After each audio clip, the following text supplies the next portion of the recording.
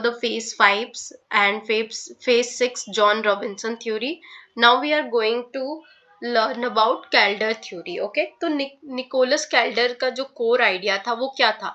Nicholas Kaldor का core idea ये था कि the distribution of income between wage and profit, जो distribution of income between wage and profit means कि जो डिस्ट्रीब्यूशन हो रहा है इनकम का बिटवीन वेज एंड प्रॉफिट, ठीक है, adjust to make saving equal investment. क्या कह रहा है निकोलस कैल्डर, क्या कहते थे बेसिकली कि जो डिस्ट्रीब्यूशन हो रहा है इनकम का बिटवीन वेज एंड प्रॉफिट में वो एडजस्ट हो जाएगा to make saving equal investment, ठीक है. एंड जो इस तरह से क्या होगा, ग्रोथ एंड डिस्ट्रीब्यूशन जो होगा ना वो इनसेपरेबल हो जाएगा. मीन्स कि इस तरह समझते हैं कि कैल्डर मॉडल जो आया था 1957 में, तो कैल्डर एक प्रॉब्लम को आइडेंटिफाई करते हैं कि इकोनॉमी में सेविंग और इन्वेस्टमेंट का बैलेंस कैसा होता है, ठीक है. वो एक प्रॉब्लम आइडेंटिफाई करते हैं कि इकोनॉमी में सेविंग और इन्वेस्टमेंट का बैलेंस कैसा होता है. और इसके पीछे वो रीजन ये देते हैं कि कैल्डर ने मान लो कि ये बोला कि सब लोग सेम तरह से सेव नहीं कर सकते हैं ना, सब लोग सेम तरह से सेव नहीं करते हैं. तो जैसे कि मान लो कैपिटलिस्ट है एंड वर्कर है, दो है, ठीक है. तो कैपिटलिस्ट एंड वर्कर की सेविंग जो करने का तरीका होगा वो अलग होगा. कैपिटलिस्ट जो है वो प्रॉफिट वाले लोग हैं तो वो ज्यादा सेव करते हैं, और वर्कर जो है वो सैलरी वाले हैं तो ज्यादा कंज्यूम करते हैं, तो कम सेव करते हैं, ठीक है. तो अगर एग्जाम्पल की तरह अगर मान लो कि इकोनॉमी में इन्वेस्टमेंट बढ़ गया तो क्या होगा, अगर इन्वेस्टमेंट बढ़ गया तो क्या होगा, फर्म्स को ज्यादा प्रॉफिट मिलेगा, इनकम का जो बड़ा हिस्सा है वो कैपिटलिस्ट के पास जाएगा. कैपिटलिस्ट ज्यादा सेव करते हैं तो टोटल सेविंग ऑटोमेटिकली बढ़ जाएगी, ठीक है. मतलब सिस्टम खुद एडजस्ट हो जाता है, ठीक है. तो उनका फाइनल आइडिया यही कहने का मतलब था कि इनकम डिस्ट्रीब्यूशन जो है, जो वेज वर्सेस प्रॉफिट में हो रहा है, ठीक है, वो एडजस्ट होकर सेविंग इक्वल टू इन्वेस्टमेंट बना देता है, ठीक. Understood what Nicholas Kaldor saying कि जो इनकम का डिस्ट्रीब्यूशन हो रहा है वेज एंड प्रॉफिट में, वो क्या होगा, वो एडजस्ट होके सेविंग को इन्वेस्टमेंट के बराबर बना देगा. तो कीवर्ड यही याद रखना है कि वेज एंड प्रॉफिट में जो इनकम डिस्ट्रीब्यूशन हो रहा है वो एडजस्ट होकर सेविंग को इन्वेस्टमेंट में सेविंग को इन्वेस्टमेंट के इक्वल बना देगा, ठीक है. ओके, नेक्स्ट देखते हैं. अच्छा, एक कीवर्ड भी याद रख लेना है कि technical progress in Calder model is indigenous. जो टेक्निकल प्रोग्रेस है कैल्डर मॉडल में वो इंडिजीनियस है, ठीक है, सो इंडोजीनियस है, ठीक है. Higher investment brings higher productivity through learning and environment improvement. Higher investment जो है वो हायर प्रोडक्टिविटी लाएगी, किसके थ्रू, लर्निंग एंड इम्प्रूवमेंट के थ्रू. और growth, distribution and technical progress जो है वो सारा इंटरलिंक्ड है, ठीक. चलो अब आगे देखते हैं. माइकल कैल्की की जो थ्योरी है उसका कोर आइडिया ये था कि firms with monopoly power set price above cost. जो भी फर्म्स होंगे वो जो भी फर्म्स मोनोपोली पावर मतलब firms with monopoly power set price above cost. जो भी फर्म होंगे विथ मोनोपोली पावर वो जो प्राइस है वो कॉस्ट के अबव ही रखेंगे, ठीक है, किसी भी प्रोडक्ट की. तो द डिग्री ऑफ मोनोपोली, जितनी भी तो जो डिग्री ऑफ मोनोपोली है वो डिटरमाइन करेगी कि डिस्ट्रीब्यूशन एंड अफेक्ट्स जो है एग्रीगेट डिमांड एंड ग्रोथ पे, ठीक है.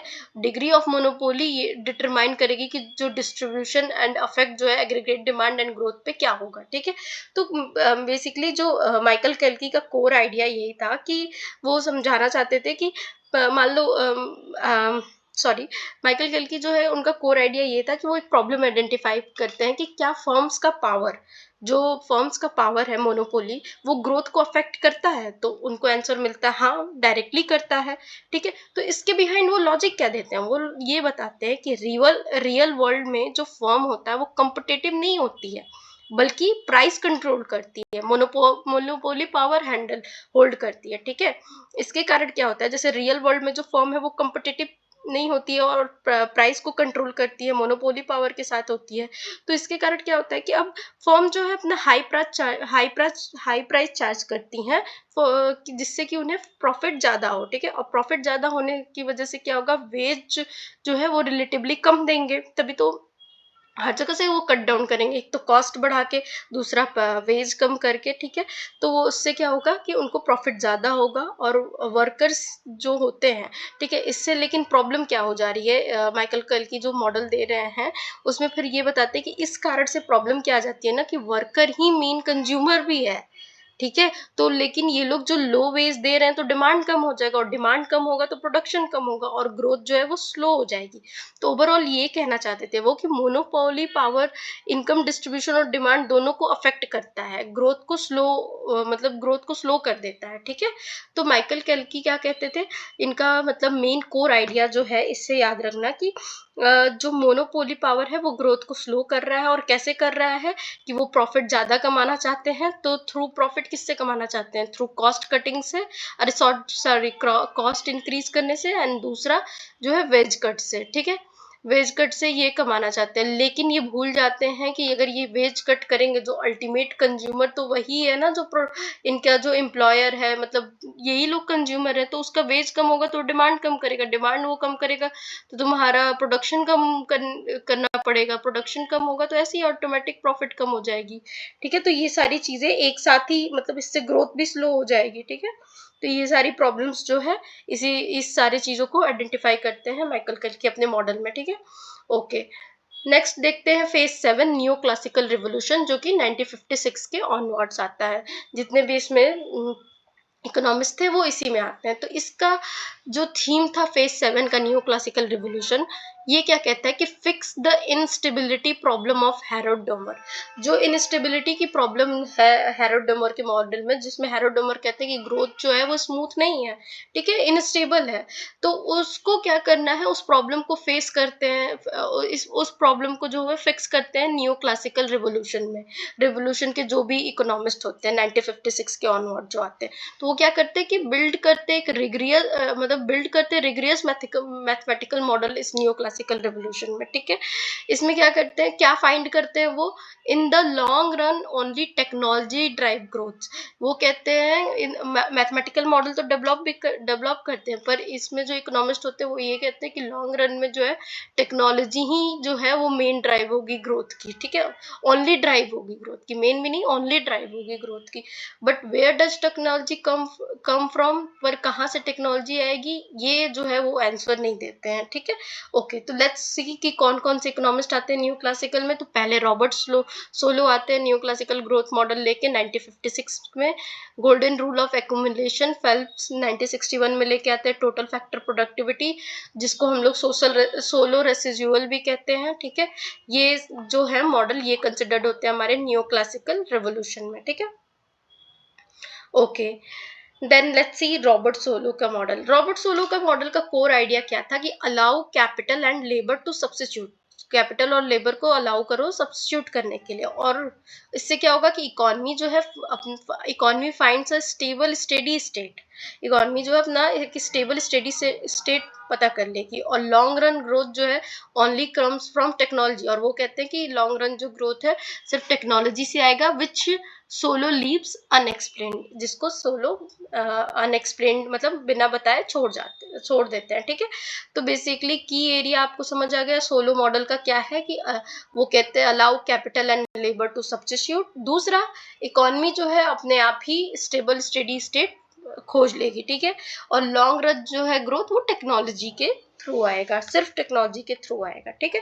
तो अगर समझे थोड़ा डीप में अगर सोलो मॉडल को, तो सोलो मॉडल जो है वो प्रॉब्लम आइडेंटिफाई करते हैं कि हैरोल्ड डोमर जैसे अनस्टेबल ग्रोथ कैसे फिक्स करें। ठीक है। हैरोल्ड डोमर जैसा जो अनस्टेबल ग्रोथ वो कह रहे हैं उसको कैसे फिक्स करें। तो उन्होंने आंसर खोजा कि फ्लेक्सिबल सिस्टम के थ्रू कर सकते हैं। ठीक है। इसके पीछे उन्होंने लॉजिक क्या दी कि हैरोल्ड में प्रॉब्लम क्या आइडेंटिफाई की गई थी, मतलब उन्होंने उनके मॉडल में प्रॉब्लम क्या थी। तो उनके मॉडल में प्रॉब्लम ये थी कि कैपिटल और लेबर फिक्स प्रोपोर्शन में यूज हो रहे थे। ठीक है। हैरोल्ड के मॉडल में ये प्रॉब्लम थी कि कैपिटल और लेबर जो है फिक्स प्रोपोर्शन में यूज हो रहे थे। तो सोलो ने यही कहा कि इसको सब्स्टिट्यूट कर सकते हैं, कैपिटल कम है तो लेबर यूज करो, लेबर कम है तो मशीन यूज करो। इससे इकोनॉमी जो क्या होगी ना ऑटोमेटिकली एडजस्ट हो जाती है। ठीक है। इसके रिजल्टेंट क्या आएगा कि इकोनॉमी एक स्टेबल पॉइंट पर आ जाती है, जिसे हम स्टेडी स्टेट कहते हैं। ठीक है। और ये इंपॉर्टेंट क्यों है, तो इंपॉर्टेंट है कि लॉन्ग रन में ग्रोथ जो है सिर्फ टेक्नोलॉजी से होती है। ठीक है। इस मॉडल का इंपॉर्टेंस क्या है कि ये कहते हैं कि लॉन्ग रन में ग्रोथ जो है सिर्फ टेक्नोलॉजी से होती है। तो इकोनॉमी जब एक स्टेबल पॉइंट पर आ जाती है स्टेडी स्टेट में, और लॉन्ग रन में जब ग्रोथ सिर्फ टेक्नोलॉजी से हो रही है, इनका कहना है ऐसा है, तो फाइनल आइडिया ये निकल के इस रॉबर्ट सोलो के मॉडल से आता है कि इकोनॉमी स्टेबल हो जाती है, बट लॉन्ग रन जो है वो ग्रोथ जो है आ रही है टेक्नोलॉजी से, ठीक है। ये है रॉबर्ट सोलो की न्यू क्लासिकल ग्रोथ मॉडल, ठीक है। इसमें कीवर्ड्स याद हो गए कि allow capital and labour to substitute, economy जो है स्टेबल स्टेडी स्टेट फाइंड कर लेगी, बट कैसे, जो टेक्नोलॉजी से, ठीक है, क्योंकि लॉन्ग रन ग्रोथ जो स्टेडी स्टेट है या ग्रोथ जो है वो कैसे आती है, टेक्नोलॉजी से। पर टेक्नोलॉजी कैसे आई है ये सोलो ने नहीं बताया, ठीक है। Okay, next golden rule of accumulation Phelps द्वारा जो 1961 में दी गई है, इसके बारे में देखते हैं। इसका कोर आइडिया है कि there is a one optimal saving rate, एक से ऑप्टिमल सेविंग रेट होगा that maximize consumption per person, जो कि मैक्सिमाइज करेगा consumption per person in steady state, and saving too much और too little is suboptimal, कम मतलब बहुत ज्यादा और बहुत कम सेव करना एक सब ऑप्टिमल है, ठीक है।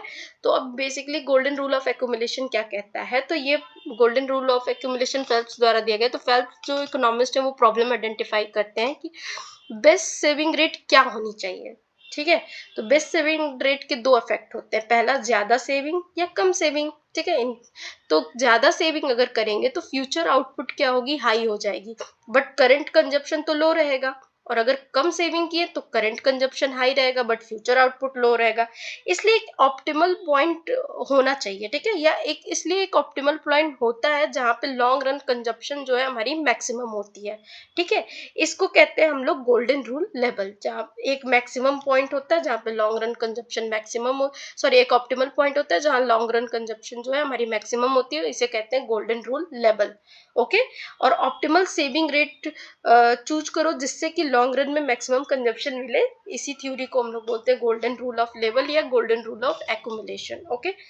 नेक्स्ट मूव करते हैं टोटल फैक्टर प्रोडक्टिविटी, जो कि सोलो रेसिजुअल भी जिसे कहते हैं, ठीक है। इसका कोर आइडिया ये था कि the part of output growth, जो आउटपुट ग्रोथ का पार्ट है, sorry the part of output growth not explain by more capital और मोर लेबर, जो भी पार्ट है आउटपुट ग्रोथ का वो ज्यादा कैपिटल और ज्यादा लेबर से नहीं एक्सप्लेन हो सकता है, ठीक है।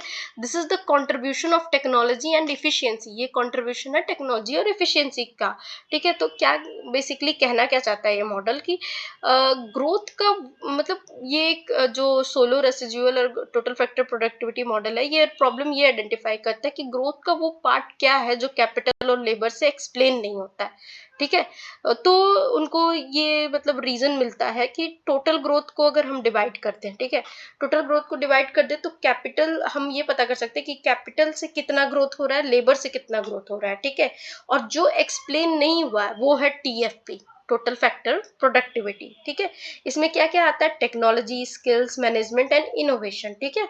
बेसिकली उनका ये कहना है कि total product factor productivity equal होता है इफिशियंसी प्लस टेक्नोलॉजी के, और जो बाकी सब एक्सप्लेन नहीं कर पाते हैं, ठीक, जो बाकी सब एक्सप्लेन नहीं कर पाते हैं, टोटल फैक्टर ऑफ प्रोडक्टिविटी जो है वही यही डिटरमाइन करता है इफिशियंसी और टेक्नोलॉजी को, ठीक। चलो फेज 8 पे चलते हैं, इंडिजीनियस ग्रोथ थ्योरी, जो कि 1980 से 1990s में आती है। इसमें थीम फेज 8 का जो थीम था इंडिजीनियस ग्रोथ थ्योरी का, इसका ये था कि सोलो ने जो टेक्नोलॉजी को अनएक्सप्लेन छोड़ा था ना, सोलो ने जो टेक्नोलॉजी को अनएक्सप्लेन छोड़ा था और बोला था external force falling from the sky, मतलब कि कोई एक्सटर्नल फोर्स आएगी जैसे कि आसमान से उतर के, तो वो जो टेक्नोलॉजी पार्ट वाला उन्होंने अनएक्सप्लेन छोड़ा था। तो उन्होंने इस दीज इकोनॉमिस्ट मतलब जो यहाँ इंडिजीनियस ग्रोथ थ्योरी में जो 1980s के पीरियड्स में 1990s तक के जो पीरियड में इकोनॉमिस्ट आते हैं, ये इकोनॉमिस्ट क्या करते हैं, brought technology inside the model, technology को सीधे मॉडल के अंदर ले आते हैं, ठीक है। And growth is generated by the economy itself, और कहते हैं कि जो ग्रोथ है वो इकोनॉमी खुद जनरेट करती है। And no diminishing return and sustain growth forever, कोई भी डिमिनिशिंग रिटर्न या सस्टेन ग्रोथ जो होता है वो हमेशा के लिए नहीं होता है, ठीक है।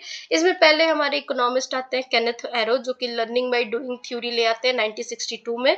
इनका कोर आइडिया ये था कि वर्कर्स जो है ऑटोमेटिकली प्रोडक्टिव हो जाते हैं just by doing their job, अपने अपने जॉब को करते हुए ही वो ऑटोमेटिकली प्रोडक्टिविटी हो जाते हैं, और एक्सपीरियंस जो है इटसेल्फ जनरेट टेक्नोलॉजी प्रोग्रेस, और टेक्नोलॉजिकल प्रोग्रेस जो एक्सपीरियंस है अपने आप ही टेक्नोलॉजिकल प्रोग्रेस ले आती है, ठीक है। तो बस अगर मेनली बात करें तो टेक्नोलॉजी आता कहाँ से, ये प्रॉब्लम एरो ने मतलब सोचा, ठीक है। और उसके पीछे उन्होंने आंसर ढूंढा, तो रीजन मिला कि जब लोग काम करते हैं तो एक्सपीरियंस बढ़ता है, एक्सपीरियंस बढ़ेगा तो प्रोडक्टिविटी बढ़ती है। एग्जाम्पल के लिए अगर ले ले कि वर्कर फर्स्ट डे जो है स्लो काम करेगा, लेकिन 100 डे फास्ट काम करेगा। ये लर्निंग जो है इसकी ऑटोमेटिकली होती है, तो उसके थ्रू उससे उसकी प्रोडक्टिविटी इंक्रीज होती है, ठीक है। तो फाइनल आइडिया केनेथ हैरो का यही था कि एक्सपीरियंस से ग्रोथ होती है, ठीक है, लर्निंग बाय डूइंग, ठीक। अब बात करते हैं पॉल रोमर की। पॉल रोमर का जो था नॉलेज एंड आइडियाज 1986 टू 1990, ये इनका कोर आइडिया क्या था कि आइडियाज आर नॉन राइबल एंड नॉन एक्सक्लूडेबल, ठीक है। आइडियाज जो है नॉन राइबल और नॉन एक्सक्लूडेबल है, they do not get used up, ठीक है। This break diminishing return and explain sustain long growth, long run growth rate. तो इस ये जो पॉल रोमर का नॉलेज एंड आइडियाज है, ये एक सस्टेन लॉन्ग ग्रोथ को एक्सप्लेन करता है, ठीक है। ओके, तो इसमें बेसिकली जो रोमर है वो क्या लॉजिक देते हैं कि आइडिया जो है वो अनलिमिटेड होते हैं, लेकिन एक आइडिया एक ही टाइम में अनलिमिटेड लोग यूज कर सकते हैं ना, मतलब एक ही आइडिया कई लोग एक ही टाइम में यूज कर सकते हैं। तो आइडियाज जो है वो खत्म तो नहीं हो जाएंगे, मतलब आइडिया खत्म होते ही नहीं होते हैं, ठीक है। इसलिए ग्रोथ जो है वो कंटिन्यूअस हो सकती है, और फर्म जो रिसर्च करती है, नए आइडियाज लाती है, उससे ग्रोथ होता है। तो ये जैसे फर्म जिससे जैसे रिसर्च करेगी, वैसे वैसे नई आइडियाज आएंगे, वैसे वैसे ग्रोथ और होता जाएगा। तो नॉलेज और आइडिया जो ना वो अनलिमिटेड ग्रोथ को मतलब पॉसिबल है, ठीक है, इनसे अनलिमिटेड ग्रोथ पॉसिबल है, ठीक है। ओके, नेक्स्ट हम चलते हैं रॉबर्ट लुकस की बात करते हैं। रॉबर्ट लुकस जो है ह्यूमन कैपिटल दिए थे 1988 में, ठीक है। तो इनका कोर आइडिया ये था कि investment in education and skills, education और स्किल में इन्वेस्टमेंट जो है वो रियल इंजन है लॉन्ग रन ग्रोथ का, ठीक है। लुकस कहते हैं कि investment in education and skill जो है वो रियल रीजन है लॉन्ग रन ग्रोथ का। Human capital accumulation has no diminishing return, जो ह्यूमन कैपिटल पे इन्वेस्टमेंट या कह लो एक्यूमुलेशन है वो नो डिमिनिशिंग रिटर्न, उसका कोई डिमिनिशिंग रिटर्न नहीं है, ठीक है। तो ओके, तो बेसिकली लुकस ने ये बोला कि एजुकेशन और स्किल सबसे इंपॉर्टेंट है, एजुकेटेड वर्कर ज्यादा प्रोडक्टिव होगा, ठीक है। एक स्किल पर्सन दूसरे को भी इम्प्रूव करता है, इसको कहते हैं एक्सटर्नलिटी, ओके। तो अगर ओवरऑल कंक्लूड करें तो ह्यूमन कैपिटल या ह्यूमन कैपिटल में एजुकेशन कह लो लॉन्ग रन ग्रोथ का एक इंजन है, ठीक, रियल इंजन है एजुकेशन और स्किल, ओके। अगर डिटेल में देखना होगा तो लुकस जो है also argued that human capital can explain why capital does not flow from rich to poor country as economic theory predict। अच्छा, लुकस ये भी बताते हैं कि ह्यूमन कैपिटल जो है वाई जो कैपिटल है वो रिच से पुअर कंट्रीज में क्यों नहीं मतलब फ्लो कर पा रही है, ठीक है। तो क्यों, क्योंकि poor countries have low human capital which reduces the return on physical capital there. देखो, अब हमने जो पहले स्टार्ट किया था ग्रोथ एंड डेवलपमेंट, उसमें हमने क्वेश्चन पूछा था कि इकोनॉमिस्ट लास्ट में जाते जाते ये पूछते हैं कि भाई ये जो पुअर कंट्री है ये क्यों नहीं डेवलप्ड हो पा रही है, इन पे क्यों नहीं असर हो पा रहा है। तो due to lack of human capital, इनकी ह्यूमन कैपिटल की इनइफिशियंसी के कारण जो फिजिकल कैपिटल भी है वो भी ऑप्टिमम काम नहीं कर पाता है, ठीक है। ओके, ह्यूमन कैपिटल जो है एक मिसिंग वेरिएबल है, जो कि ग्रोथ थ्योरी को missing variable that connect growth theory to real world pattern, okay. Okay, next चलो चलते देखते हैं, फेस 9 पे आते हैं, टाइप ऑफ टेक्निकल प्रोग्रेस, ठीक है। इसका थीम क्या है कि not all technological progress is the same, ठीक है, मतलब सारे टेक्नोलॉजिकल प्रोग्रेस सेम नहीं है। और ये these classification describe how technology enter the production process and what it arguments, कि कैसे टेक्नोलॉजी इंटर करती है प्रोडक्शन प्रोसेस में और क्या लेती है या क्या आर्गुमेंट करती है, ठीक है। तो टेक्निकल प्रोग्रेस में मतलब टेक्नोलॉजी अलग अलग तरीके से अफेक्ट करती है, ठीक है, ये देखते हैं। तो पहले आते हैं हम हिग्स न्यूट्रल को देखते हैं। तो हिग्स न्यूट्रल का बेसिक, अच्छा मैं बेसिक ग्लिम्स दे दूं तो हिग्स न्यूट्रल का जो टेक्नोलॉजिकल प्रोग्रेस है वो ये बोलता है कि कैपिटल और लेबर जो है दोनों इक्वली प्रोडक्टिव हो जाते हैं, ठीक है। हिग्स ये कहते हैं। हैरड क्या कहते हैं, हैरड न्यूट्रल क्या कहता है कि लेबर ज्यादा एफिशिएंट हो जाता है। और कैपिटल ऑगमेंटिंग टेक्निकल प्रोग्रेस में, इसमें कैपिटल ऑगमेंटिंग में क्या कहता है कि कि मशीन ज़्यादा एफिशिएंट हो जाती है, ठीक है। और फाइनल आइडिया ये निकल के आता है कि टेक्नोलॉजी इनपुट को डिफरेंट वे में इम्प्रूव करता है, ठीक है। अगर हम डिटेलिंग में देखें थोड़ा बहुत, तो हिग्स न्यूट्रल टेक्निकल प्रोग्रेस ये कहता है कि टेक्नोलॉजी जो है इम्प्रूव करती है प्रोडक्टिविटी को। टेक्नोलॉजी, ये जो इम्पोर्टेंट है, टेक्नोलॉजी इम्प्रूव क्या करती है, प्रोडक्टिविटी को, किसके, बोथ, ठीक है, वो किस, कैपिटल एंड लेबर को इक्वली जो है वो इम्प्रूव करता है। टेक्नोलॉजी है प्रोडक्टिविटी कैपिटल एंड लेबर की दोनों की इक्वली इम्प्रूव करता है, ठीक है। The capital labour ratio stage the same at the same factor price, सारे फैक्टर प्राइस पे सेम ही रहता है, ठीक है। और ये जो है this is the cleanest definition of neutrality because it preserve the original balance between factors, ठीक है। ये सबसे क्लीनेस्ट डेफिनेशन था हिग्स न्यूट्रल का, न्यूट्रलिटी का सॉरी, बिकॉज ये जो है प्रिजर्व करता है ओरिजिनल बैलेंस बिटवीन फैक्टर्स, ठीक है। ओके, मोस्ट ग्रोथ मॉडल जो है implicitly assume Higgs neutrality when they multiply total output by technological parameter. जितने भी ग्रोथ, मतलब मोस्टली ग्रोथ मॉडल जो है वो हिग्स न्यूट्रलिटी को ही अज्यूम करते हैं, क्योंकि जब भी वो मल्टीप्लाई करते हैं टोटल आउटपुट को टेक्नोलॉजी से के पैरामीटर पे, ठीक है। ओके, अब हम देखते हैं हैरोल्ड न्यूट्रल को, जिसमें हमने बताया कि टेक्नोलॉजी जो है मेक्स लेबर मोर प्रोडक्टिव। इसमें जो हैरोल्ड न्यूट्रल क्या मानते हैं कि लेबर ऑगमेंटिंग थ्योरी इनको कह सकते हैं, क्योंकि ये लेबर को मोर प्रोडक्टिव मानते हैं कि equivalent to having more effective worker keep out capital output ratio constant in steady state, ठीक है। ओके, अब देखो ये बहुत क्रिटिकल इंपॉर्टेंस है of this type is mathematical, it is the only form of technical progress consistent with balanced growth path where capital per effective worker, output per effective worker and the capital output are all constant, ठीक है। ये देखो इस model में सारे ही, जैसे capital पर effective या कह लो आउटपुट पर इफेक्टिव वर्कर और कैपिटल आउटपुट रेशियो सारे ही कांस्टेंट लिया गया, ठीक है।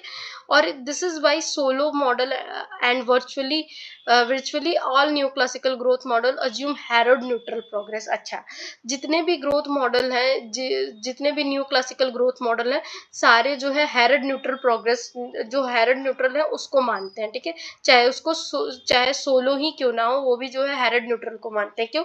हैरोल्ड न्यूट्रल क्या कहता है कि लेबर जो है वो मोर प्रोडक्टिव है, ठीक है। Okay, and without this assumption the model can not have proper steady state, ठीक है। चलो नेक्स्ट देखते हैं capital augmenting and technical progress में हमने क्या वो देखा था कि इसमें टेक्नोलॉजी को हम ज़्यादा प्रोडक्टिव मानते हैं, मतलब having more machines, but this form is incompatible with balance growth in standard model. ये हम देख चुके हैं। इसमें कुछ अगर नई चीज़ है देखने लायक तो ये देख लेते हैं। Capital augmenting progress multiply the capital input. It is as if you have more machines. Interestingly, the form of technical progress is mathematically incompatible with the balanced growth path in neoclassical modern unless the elasticity of substitution between capital and labor is exactly one. Cobb-Douglas production function. Okay, तो कहता है कि ये theory ये कहता है कि जो capital augmenting progress multiplies the capital input, ठीक है। जो कैपिटल मतलब टेक्निकल प्रोग्रेस जिसे हम कहते हैं कि मोर प्रोडक्टिव होता है, वो कैपिटल इनपुट को और ज़्यादा बढ़ा देता है। और जितनी ही आपके पास मशीन होती है उससे क्या होता है कि टेक्निकल प्रोग्रेस जो है मैथमेटिकली इनकम्पैटिबल हो जाता है, ठीक है।